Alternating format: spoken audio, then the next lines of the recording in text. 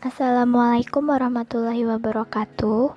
Perkenalkan kami dari kelompok 2 PPKN dengan judul materi Pelaksanaan Demokrasi di Indonesia periode 1949 sampai 1959 ingin mempresentasikan hasil tugas PPKN kami yang anggotanya terdiri dari 4 orang, yaitu yang pertama saya Dewi Kusuma Astuti sebagai opening dan materi, yang kedua Desi Susianti sebagai editor dan materi, yang ketiga Jamila sebagai pemateri, dan yang terakhir Gina Hidayati sebagai penutup serta materi.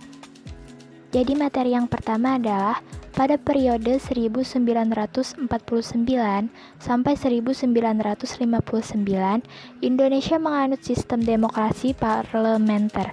Periode ini juga disebut sebagai masa kejayaan demokrasi di Indonesia. Dan periode ini merupakan periode kedua pemerintahan Indonesia setelah kemerdekaan.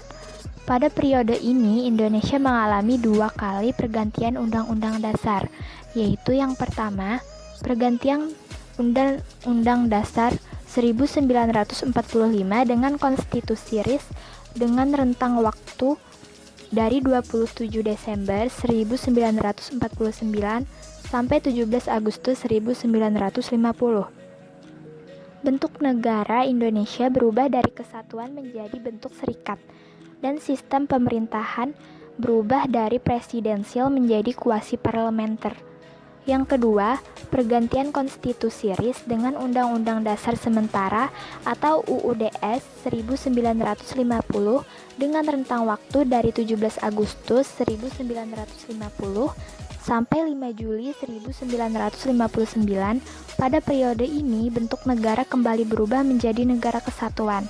Sistem pemerintahan menganut sistem parlementer. Pelaksanaan demokrasi pada periode 1949 sampai dengan 1959 disebut masa kejayaan demokrasi Indonesia karena beberapa alasan, yaitu 1. Lembaga perwakilan rakyat atau disebut parlemen memiliki peranan tinggi dalam proses politik negara.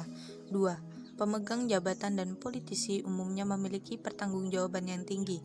3. Partai memiliki peluang yang besar untuk berkembang. 4. Pemilihan umum tersebut benar-benar dilaksanakan dengan prinsip demokrasi. 5. Masyarakat dapat merasakan hak-hak dasar dan tidak dikurangi sama sekali. 6. Daerah memperoleh otonomi yang cukup. Sistem pemerintahan ini menetapkan bahwa kabinet atau para menteri bertanggung jawab kepada parlemen. Sistem kabinet parlementer juga menetapkan sistem pemungutan suara (voting) yang digunakan dalam pemilihan umum (pemilu), mosi, dan demokrasi sebagai bentuk rakyat dalam mengekspresikan hak untuk ikut serta dalam berpolitik. Selain itu, adanya sistem multipartai pada masa ini menyebabkan terciptanya golongan mayoritas dan minoritas dalam masyarakat, serta adanya sikap mementingkan kepentingan golongan partai politik masing-masing daripada kepentingan bersama. Berakhirnya demokrasi parlemen.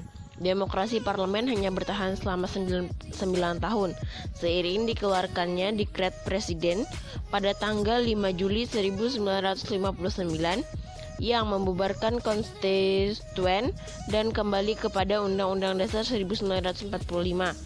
Presiden menganggap bahwa demokrasi parlemen tidak sesuai dengan kepribadian bangsa yang dijiwai oleh semangat gotong royong. Sekian dari saya dan sekian juga presentasi kami pada kali ini.